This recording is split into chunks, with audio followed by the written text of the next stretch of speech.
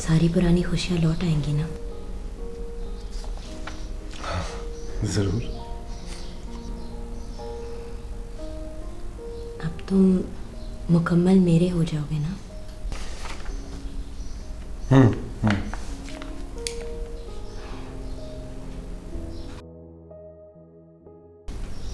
मुझे तो ये सोच के खौफ आता है कि अभी तुम सिर्फ मेरे आधे हो।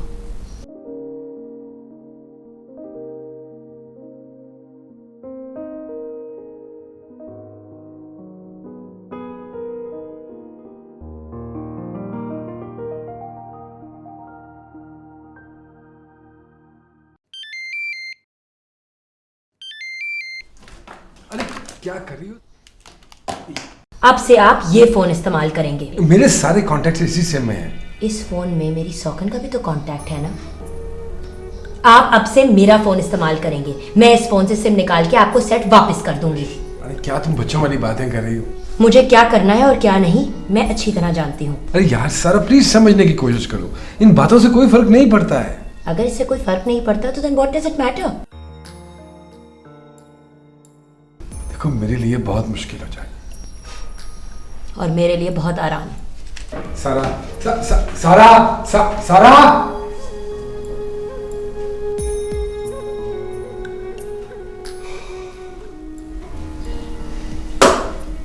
क्या पागल औरत है ये।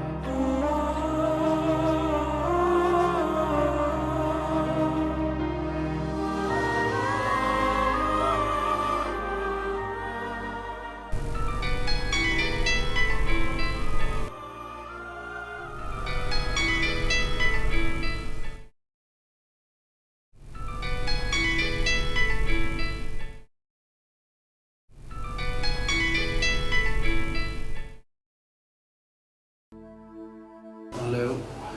हेलो, कौन? मैं कामी बोल रहा हूँ। जी, आपसे एक बात करनी थी। जी जी कहिए भाभी। बात दरअसल ये है कि आतिफ उस दिन से लेकर मुझसे आज तक नहीं मिला। कई बार फ़ोन भी किया है और फ़ोन ऑफ कर दिया उसने।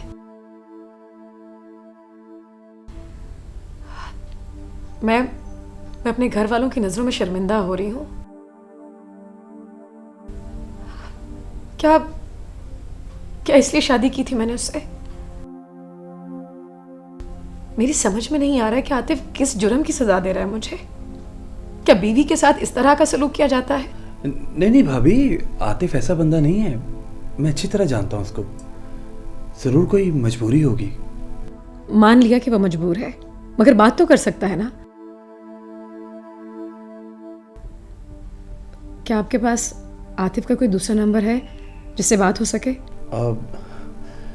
भाभी मेरे पास भी एक ही नंबर है उसका। प्लीज़ मेरा एक काम कर दें। जी जी बताइए। आतिफ तक मेरा एक मैसेज पहुंचा दें कि वो फ़ौरन मुझसे बात करे। जी भाभी ज़रूर। लेकिन भाभी इस वक्त तो बहुत टाइम हो गया है। अब मैं सुबह ऑफिस जाऊंगा तो मैं आपकी ज़रूर बात करवाऊंगा। जी ठीक है भाई, लेकिन ज़रूर बात करवा दीजिएगा। जी भाभी। माफ़ी चाहती हूँ कि आपको इस वक्त डिस्टर्ब किया मैंने। Thank you.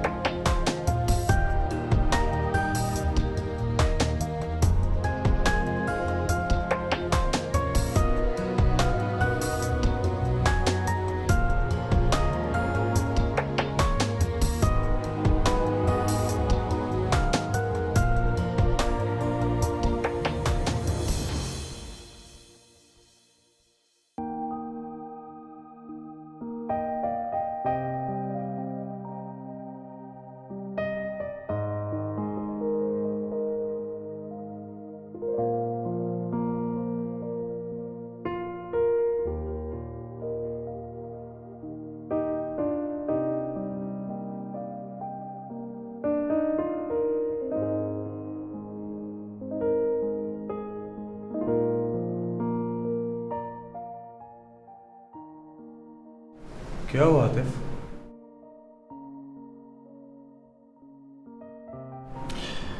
यार कामी, मेरा एक काम तो करो। ये मेरी जगह आज तुम खोल में। तुम्हारे नाम से? क्या हो गया तुम्हें आतिफ? तुम्हारी राइटिंग पूरा ऑफिस में जानता है। एक अपना स्टाइल है तुम्हारा लिखने का, और वैसे भी ये बदअखलाकी है। तुम तो इन चीज़ों के खिलाफ थे, अब क्या हो गया? दिमाग में सोचों के सिवा कुछ है ही नहीं। बाद औक़ात इंसान मुश्किलात में ज़्यादा तख्लीकी काम करता है। तुम कोशिश करो अच्छा लिखोगे, बल्कि पहले से ज़्यादा बेहतर लिखोगे। अपने एतमाद को बहाल करो।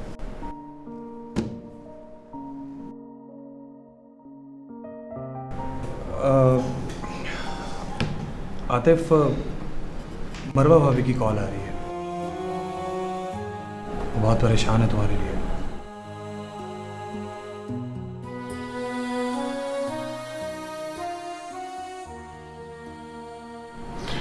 मैंने सोचा है कि आज मैं मिलने जाऊंगा उससे। ज़रूर जाना।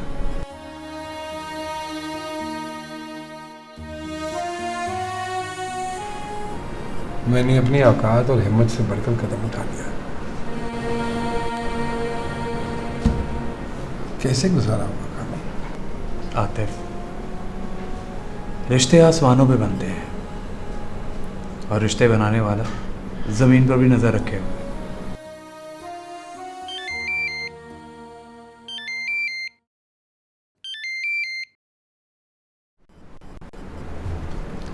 हाँ सारा। आतिफ, वो आतिफ, मेरी तबीयत बहुत ख़राब हो रही है। क्यों, क्या हुआ? आतिफ, एक्चुअली मेरे सर में बहुत दर्द हो रही है। मेरा सर फटा जा रहा है दर्द से। आई थिंक मेरा ब्लड प्रेशर बहुत हाई हो गया, पल्स भी बहुत तेज़ है। प्लीज़ आप जल्दी घर आ जाओ। अच्छा ठीक है, मैं आता हूँ।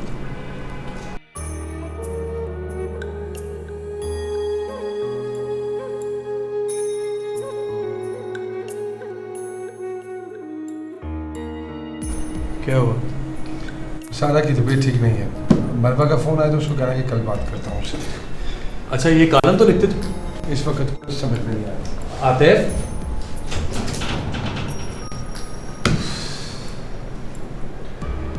बहुत बुरा फंसा बेचारा।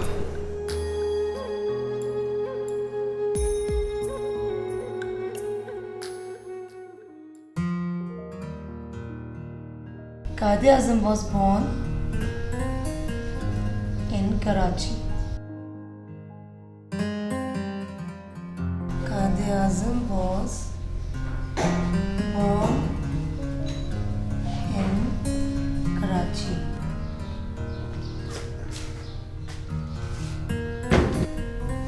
अस्सलाम वालेकुम भाई।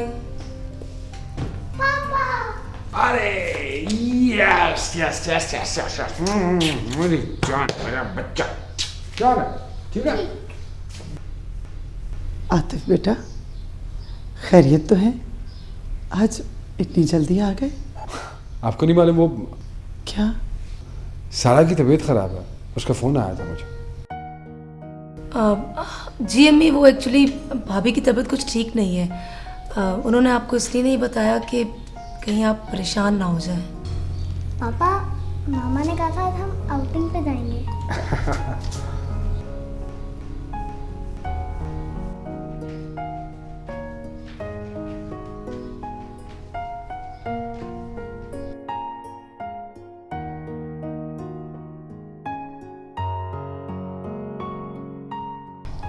तुम तो कही थी तुम्हारी तबीयत ठीक नहीं। जी वो आप ऊपर आके चेंज कर लें, मैं आपको अभी बताती हूँ।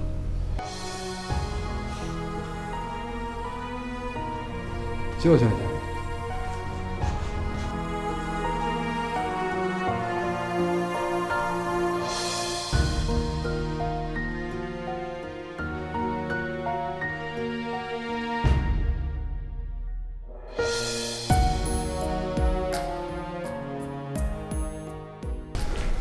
तुम तो फोन पे कह रही थी कि तुम बीमार हो, लेकिन बजाय तो बिल्कुल ठीक नजर आ रही। आतिफ बज़ाहिर तो मुर्दा भी ऐसे ही दिखता है कि जैसे वो सो रहा है, लेकिन वो मर चुका होता है। वैसे ही मेरी रूह जख्मों से छली हो चुकी है, लेकिन चेहरे पे कोई निशान नहीं है। तुम जानती हो कि काम छोड़ के आया हूँ मैं।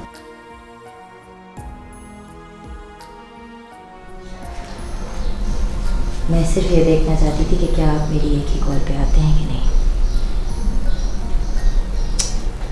कैसे यकीन दिलाऊं तुम्हें मैं? जैसे जैसे मैं चाहूँ। इस तरह तो कोई काम नहीं हो सकता। तो फिर ना। तो फिर ये जिंदगी कैसे चलेगी? अगर आप मेरे साथ हैं तो ज़िंदगी बहुत अच्छी गुजरेगी। मुझे आपके अलावा और कुछ नहीं चाहिए। बातों से पेट की भूख नहीं खत्म होती। अगर बातों से जिंदगी खूबसूरत हो जाए तो हर कोई हाथ पे हाथ धरे बैठा रहे, कोई काम ना करे, लैला मजनू की कहानी दोहराता रहे। मैं भी तो यही चाहती हूँ कि आप मुझे मजनू की तरह चाहें। इसके लिए तो मुझे गिरबान चाक करके सर में खाक डाल के रेगिस्तान में दीवानों की तरह भागना पड़ेगा। आतिफ, मुझे बहुत अच्छा लगेगा। तुम सही कह रही थी कि तुम्हारी तबीयत खराब है। You need to see a psychiatrist. Atif, मेरी बात तो समझने की कोशिश करो। मैं तुमसे बहुत मोहब्बत करती हूँ। तुम्हें मुझसे मोहब्बत है क्योंकि मुझे तुमसे है। मोहब्बत कभी एक तरफा नहीं होती, एक दूसरे के जज्बात की तपिश से पैदा होती है।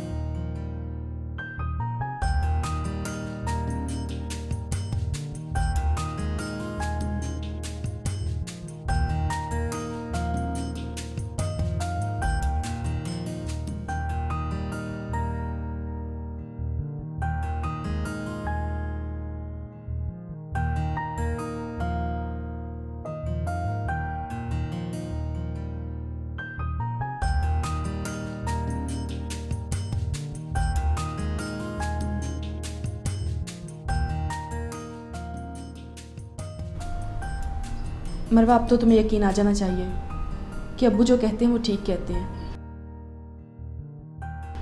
तुम्हारा आतिफ भाई से शादी करने का फैसला जज्बाती फैसला था और एक दिन तुम इस पर ज़रूर पछताओगे।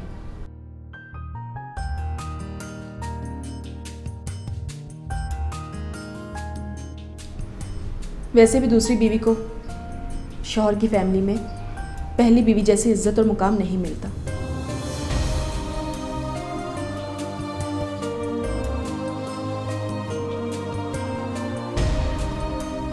और बस करो निम्रा, बस करो।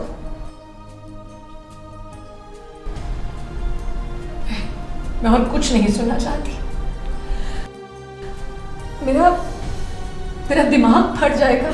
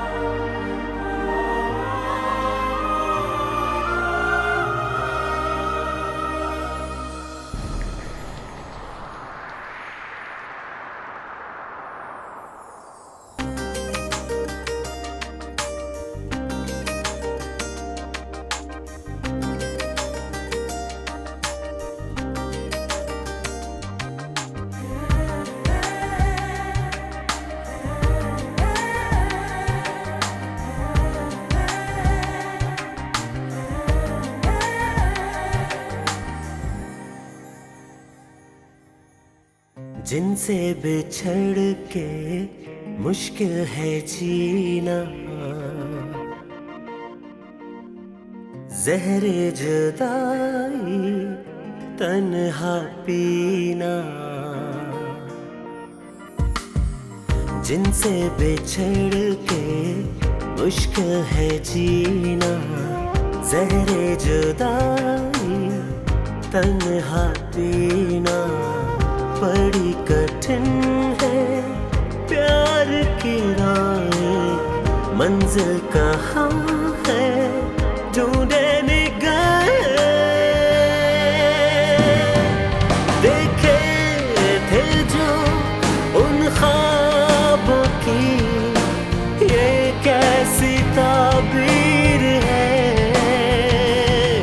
ये जिंदगी उजड़ी हुई बेरंग तस्वीर है।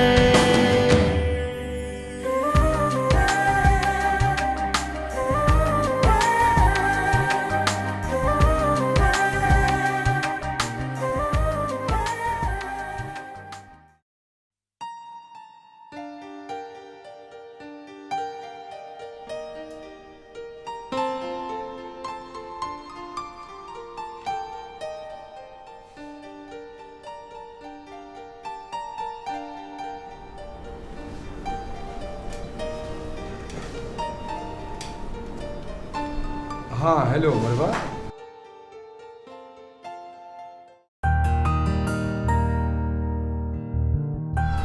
हाँ तक हाँ कैसी हो? जी रही हूँ तुम्हारे इंतजार में। एक बात तो बताओ आतिफ, तुम मेरे साथ ऐसा सलूक क्यों कर रहे हो?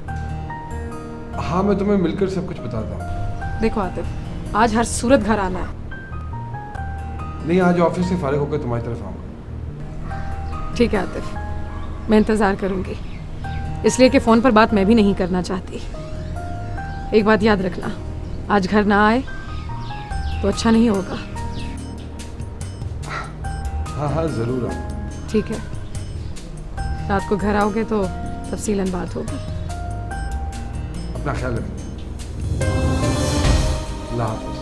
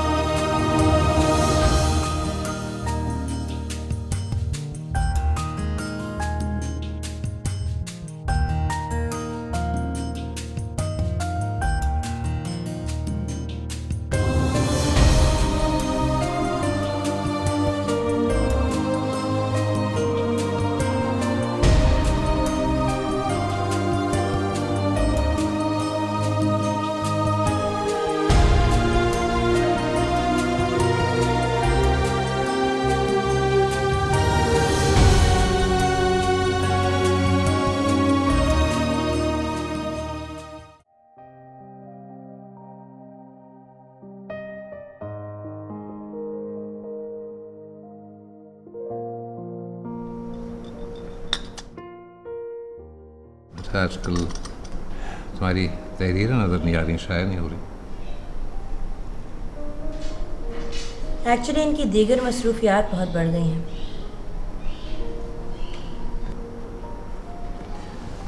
मसरूफियात अपनी जगह, लेकिन बेटा काम अपनी जगह। कोशिश तो बहुत करता हूँ जी, लेकिन बस वक्त ही नहीं मिलता मुझे। अब आपकी तबीयत कैसी है आंटी? बेहतर हूँ बेटा पहले से, दवा रेगुलर ले रही हूँ। अलबत्ता तुम्हारे अंकल लापरवाही बरतते हैं, हालांकि डॉक्टर ने सख्ती से मना किया है, लेकिन फिर भी दवा नहीं लेते टाइम पर और चेकअप भी नहीं करवाते। डैडी आपको पता है कि आपको ब्लड प्रेशर की प्रॉब्लम है और एंजाइना भी है, आप क्यों नहीं अपना ख्याल रखते? तो क्या आप खाने की जगह में गोलियां खानी शुरू कर दूं? लेकिन फिर भी अंकल एहतियात तो लाजमी है। ठीक है बेटा, तुम सब लोगों ने तो मुझे ही टारगेट कर लिया।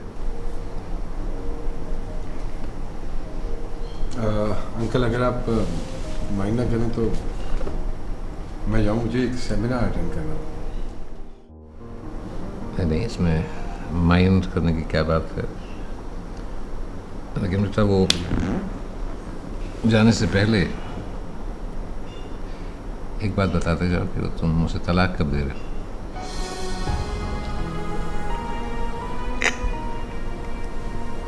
तलाक?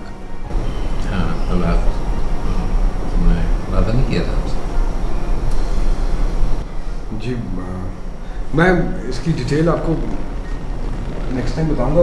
इस वक्त तो ज़रा जल्दी में था मैं। अम्मी ने आपके लिए इतना एफर्ट किया है, खाना बनाया है। अगर आप एक सेमिनार नहीं अटेंड करेंगे तो कुछ हो नहीं जाएगा। साथ में ही जाएंगे।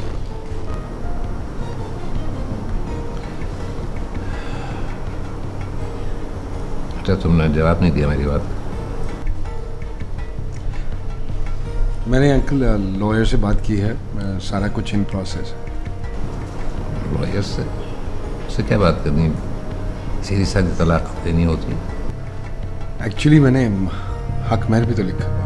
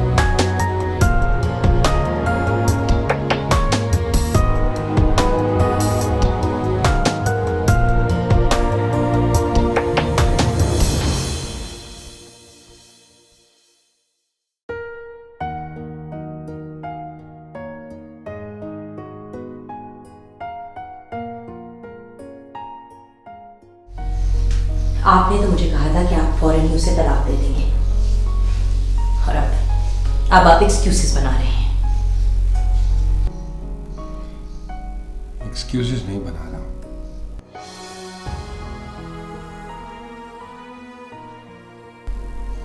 तुमने मुझे हक महल वाली बात पहले क्यों नहीं बताई?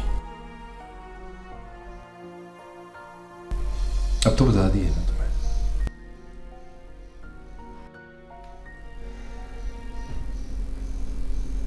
उसने कितना हक महल लिखवाया है?